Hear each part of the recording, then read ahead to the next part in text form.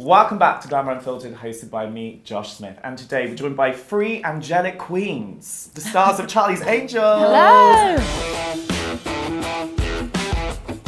I love this film. Charlie's Angels, you are high-kicking higher than Sporty Spice in this, and who would know that was possible? Oh, Sporty Spice. You're bringing that spice. But one of the things I love about it is you are dominating in a male world, and this is what we need in our lives right now. And I love that line in the opening scene where they say to you, Kristen, just because a woman can doesn't mean they should. And that really grinded my gears, because I was thinking about the everyday sexism we still face in our society. What kind of sexism have you faced in your lives, and how do you shut it down when you're approached by it? Gosh, I think women have to realize and embrace that communication is hard and something that is very unique to the female experience. My favorite thing about getting older is actually realizing how to come across, and I feel like, I've accepted how tricky of a scenario that can be compared to how I've seen men assert themselves and communicate even on a set. So I wish I kind of didn't have to do that, but at the same time, I don't know. There's a certain delivery that I've kind of grown into being able to do, because I'm like, but if I was a guy, I would never have to do that. So that type of sexism on a set, like women, watching Liz try and talk to her crew and see very clearly that there were times where it was like, people aren't really listening right now. Say it one more time. You know what I mean? Like, it's like, and she's somebody who I think is very good at that. But even that, like, it's something that we all have to deal with. Yeah, exactly. I'm lucky though. I've never had anything like weird happen, or else I would be talking about it. You would. Yes. What's amazing is that people often don't really question confidence. I feel like it's almost the more you commit to your own passion and the confidence and have confidence in yourself to make that decision, it's almost like it will make it easier for you to stand by a choice that you've made in yourself because you believe in it. And to that, it's almost like talking about it is totally necessary, but at the same time, doing is better, so because then it there's always going to be pushback. There are people that feel threatened by this because it's like, that's not my experience, you know what I mean? It's like hard to understand. It also makes sense because like, even in the very like brief, you're 23 years old, I'm 29. We live in such an insanely accelerated growth period that even that, like the fact that my answer is like, It's really changed in the last 10 years, because when we were growing up, we weren't talking about this kind of thing. No. Well, even the small gaps feel larger, I think. That's what it is. Like, even me and Ella, like, there's certain things that, we always joke around about how she shows me how to do things on, like, the social media stuff and technology. On the stuff. social media. Oh, same. She's worse. I'm really bad. No, I am like technologically inept. I'm always like, what is?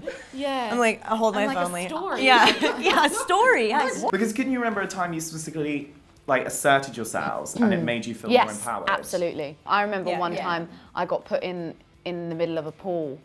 This was Power Rangers, and they were kind of just like, and they didn't put any platform, and it was really, and they put weights on me. I don't know what they were expecting. I think they were just trying to kill me. Yeah, literally. It sounds like it, literally. And I remember, like, I was like, no. I was like, guys, God, I was like, I had to.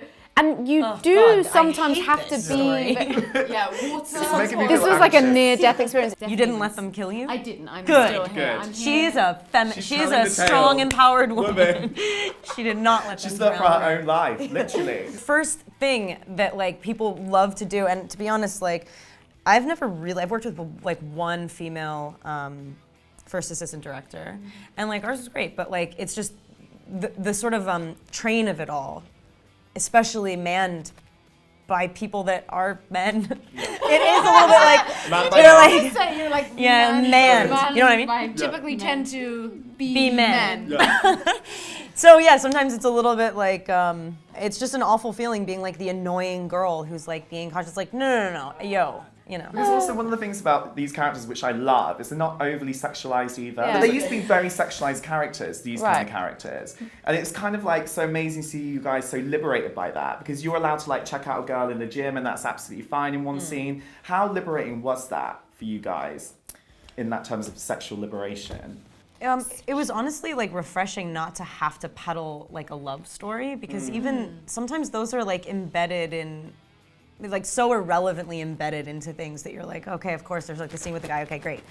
and and while also totally like unabashedly dressing like sexy and using like kind of using femininity as like a bit of a weapon at times, but also something that we were like totally allowed to like bask in a little bit, but not because we were performing it. It wasn't for other people. It was just ours.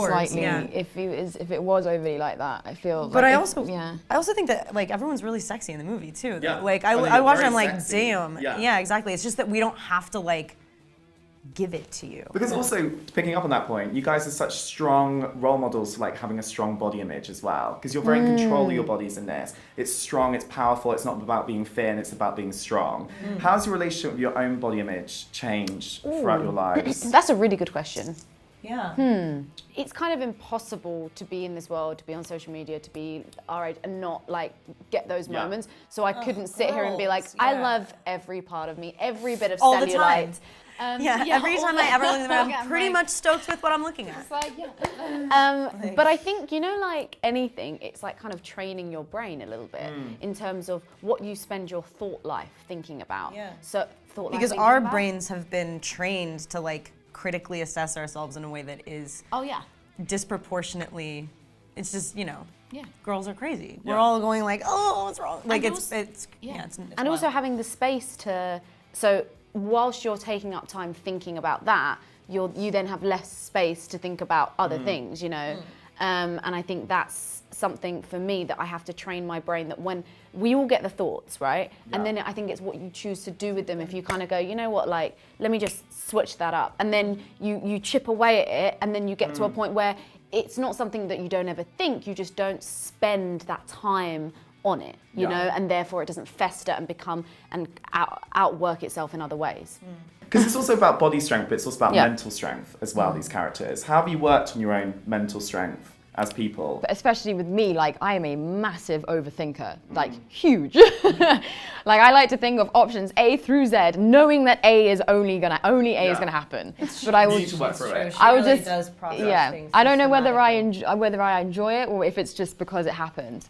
But like now it's like I know that I do that at least. So I can know that whilst I'm thinking about B through Z, I can just go, I don't actually need these, but I'm enjoying the process of thinking about it anyway, and turning and shifting that instead of being like, like I need to worry about B through Z.